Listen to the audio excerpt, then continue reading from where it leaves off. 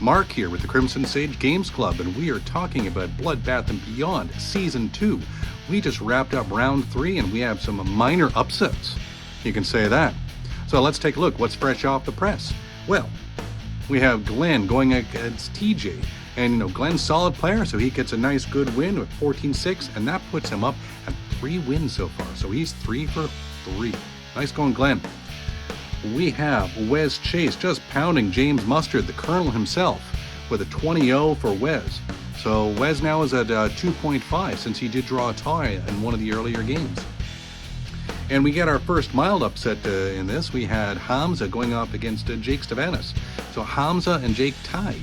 So they only get a 10-10. That means Hamza's denied his 3 solid wins and is now skidding at 2.5 in terms of his win-loss record. And that leads us up into our top player, which of course is, surprise, surprise, Mike Harrison with his big bad guard up against Zach Riegling. So Mike, he did win, only with an 18-2. So that's still, because Hamza didn't get a full win, I don't know if it matters too much, really, because he's still got all 3 wins. So that's where we sit. This is what we've got at the end of round 3, leading into round 4. Now, this is going to be the final setup to see who wins this whole darn thing. We're going to see what happens. We, of course, got our 4 top players.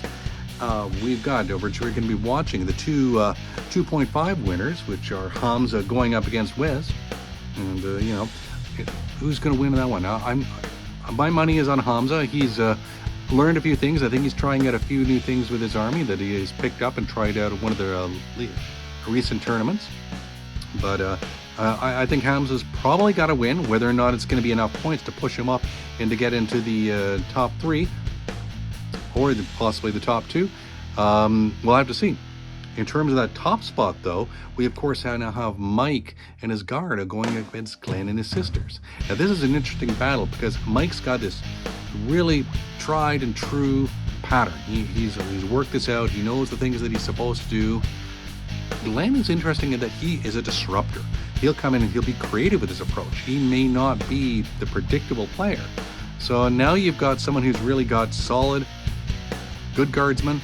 He's got the good plays in. He knows what his army can do, and he's going up against another player who is adaptive, may not have the same hit the guard do right now, but Glenn has that creative edge that, I'm still leaning that Mike might pull ahead, but because Glenn is a good, solid player with that creative edge, he'll probably knock off quite a few points off of Mike, which, depending how it pans out, could set things apart. Now, of course, if Mike does win, he's going to have a 4-0, and that'll really put him up near the top, leading into the round 5.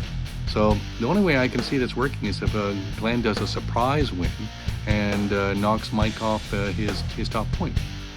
Overall score, because Mike is at a 52 right now, next to Glenn's 47.